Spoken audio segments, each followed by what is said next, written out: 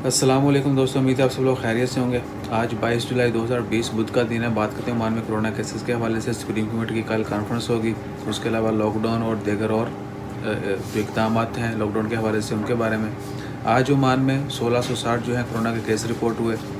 1364 जो है वो ओमानियों की तादाद है, जबकि 296 जो है वो खारजियों की तादाद है।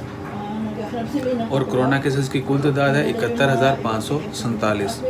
जबकि बड़ी अफसोसनाक खबर है, आज 12 लोग जो हैं वो वफ़ात पा चुके हैं। इन्ना लिल्लाहि व इन्ना इलैहि राजिऊन। और कुल तादाद जो है ओमान में कोरोना केसेस से वफ़ात पाने वालों की वो है 349। जबकि रिसेंटली 1314 लोग पिछले 24 घंटों में सेहतयाब हुए और कुल सेहतयाब होने वालों की तादाद है 47,922। जबकि रिसेंटली 4798 टेस्ट किए गए हैं कोरोना के, और कुल टेस्ट जो अब तक किए जा चुके हैं उनकी तादाद है 2,84,244। हॉस्पिटल में अब तक 577 लोग जो हैं एडमिट हैं और आईसीयू में 165 हैं। कल आईसीयू में 169 लोग थे, आज 165 हैं। दुआ करें अल्लाह ताला हम सबको अपनी हिफ्ज़ ईमान में रखे, तमाम लोगों को अच्छी सेहत दे। उसके अलावा बात करते हैं ओमान में लॉकडाउन के बारे में।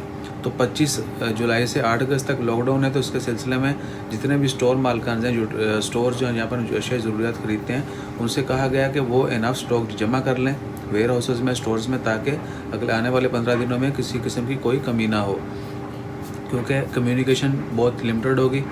उसके अलावा कल सुप्रीम कमेटी की इंशाल्लाह प्रेस कॉन्फ्रेंस है आफ्टर 2 वीक्स। लास्ट 2 वीक्स में जो प्रेस कॉन्फ्रेंस नहीं हुई, कल प्रेस कॉन्फ्रेंस है, उसमें हम देखेंगे उनके आने वाले फ़ैसले जो हैं क्या होते हैं। दुआ करें जो भी फ़ैसला हो हम सब के लिए अच्छा हो। मुश्किल वक्त है, थोड़ा हौसले के साथ इंशाल्लाह एक दूसरे की मदद करके, हिम्मत करके गुजारेंगे। अपना ख्याल रखें, दुआओं में याद रखें। इंशाल्लाह खैर। अल्लाह हाफ़िज़।